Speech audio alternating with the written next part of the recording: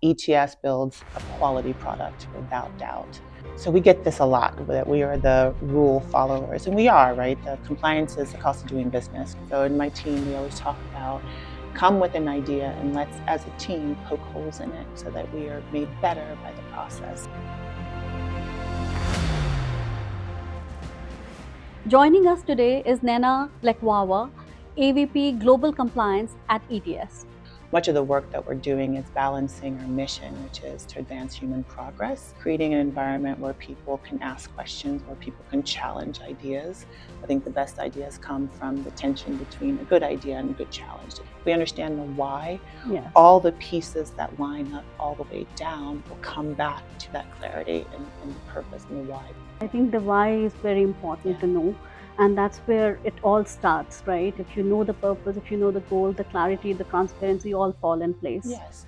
What is remembered about my leadership is one, competence. I want to be good at what I do, but also that it is a service. The fear isn't about our inadequacy.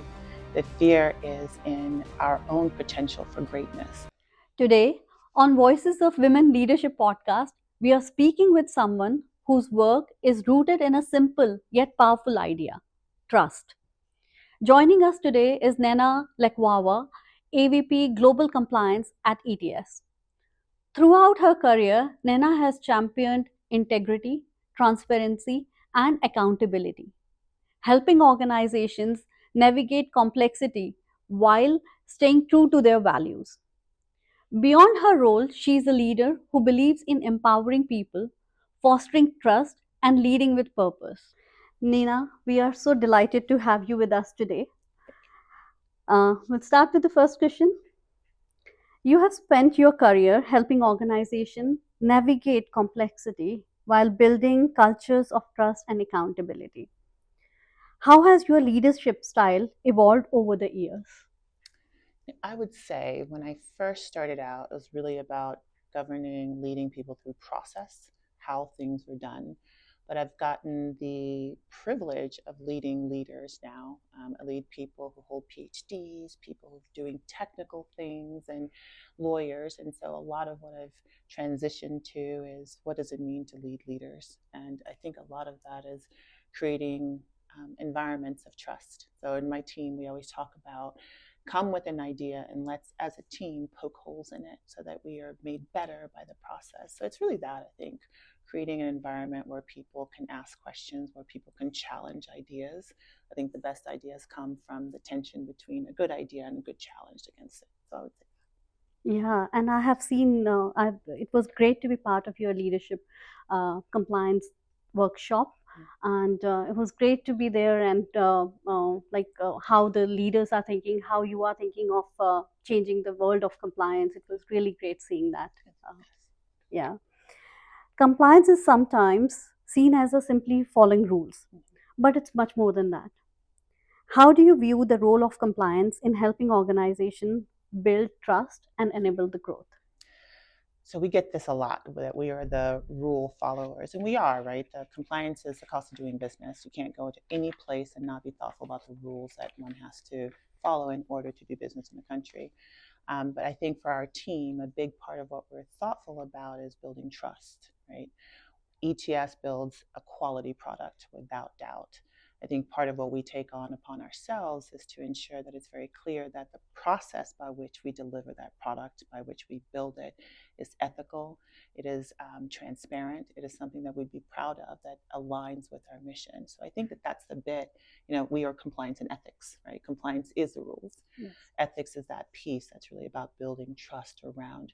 We're delivering to you a product that we are proud to have built in the way that we built it. Yes, very well said, Nena. I'll move to the very interesting question now. With conversations around AI, privacy, and ethics evolving rapidly, what excites you most? And what responsibilities do organizations have as they embrace these new technologies? That's a really great question. So part of the book of work that I have includes AI governance. I had AI governance and privacy, obviously ethics work. And I find that much of the work that we're doing is balancing our mission, which is to advance human progress, with the ways in which we do this work, right? And so we're thoughtful about using AI tools to enable us to be able to reach this mission. But as I said earlier, it's not just about the end goal mission. It's important to us.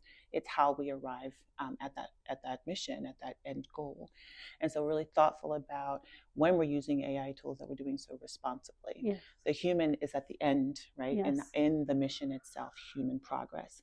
But the humans also in the ways that we think about our use of AI. How does it impact humanity? How does it impact the individual? How are we using the data of individuals that train our models, that enable us to build these products, that the human is in the loop from beginning to end? Yes, that makes a lot of sense.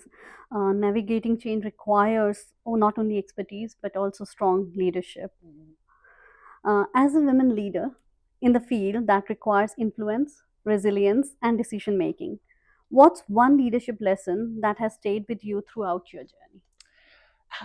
We had this. You and I are both on the leadership collective, and there was a Right. question posed to us by HR. It was a fantastic question about this, something similar, and someone had said clarity is a Yes. gift in itself. And so I Yes. think for me, I love. There's a some movie I watched, and they said, to be very clear in the question, be very specific in what you're asking someone to do. And so what I seek in my own leadership style with my team and leaders with their team, to be very clear, clear in purpose. We are doing things, be clear why you're doing it, such that everything that flows from that purpose, the clarity of purpose, is aligned back to it. If we understand the why, Yes. all the pieces that line up all the way down will come back to that clarity and the purpose and the why we did a thing. Yes. Yeah. Very well said. I Yeah. think the why is very important Yeah. to know. And that's where it all starts, right? If you Mhm. know the purpose, if you know the goal, the clarity, Yeah. the transparency all fall in place. Yes, exactly. Agreed. Yeah. Okay. So, what advice would you give to women who aspire to take on leadership roles but may sometimes hesitate to step Mhm. forward or take that next opportunity? Yes. So I think imposter syndrome, everyone has heard about this, right? Yes. There's Yes. this really great quote about, the fear isn't in our inadequacies. I think it was by Marianne Williamson. And I love this quote because Nelson Mandela quoted it in his inaugural speech, that the fear isn't about our inadequacy. The fear is in our own potential for greatness. And every time I have a moment of doubt, right, this is not a question of, am I competent? I've gone and done the work to bring competence to the table. This is really a question of, are you able to take that next step, whether it's bravery or courage or whatever it is that the next Right. step is, and to step into that potential of doing whatever the wonderful thing is that you wish to or wish to do or aspire to do. So I think it's that, like keeping that. I have a little post-it. My computer is full of post-its of quotes, and that's Right. one of my favorite ones. Yeah. This is very profound. Yeah, yeah, The love it. the quote. Yeah. Yes. All right. When people look back on your leadership journey, what impact do you hope they will remember you for? So I'm a mom, and Yes. so one of the things you always tell your kids are, when you are in trouble, look for helpers, Right. look for people who help others. And so I hope that, part of what is remembered about my leadership is one, competence. I want to be good at what I do, but also that it is a service, right? That we have a service orientation in what we do. We are here to help. Despite the fact that we're bringing rules to the table, we didn't create the rules. We're letting you Yes. know that these rules exist and that we are helpers, that we are seen as people that you go to look for support, to look for help, to look for understanding, to look for clarity in what Right. it is that you need to do. Yeah. Right. Yes. Yes. I think the servant leadership is what it is. Yeah.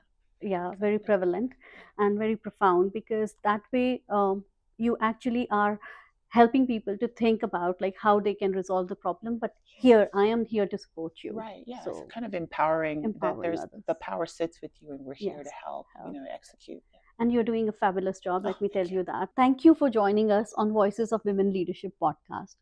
Your insights on leadership, trust, responsible innovation, and empowering others have been incredibly inspiring. It's been a wonderful learning more about your journey and the values that continue to guide your work.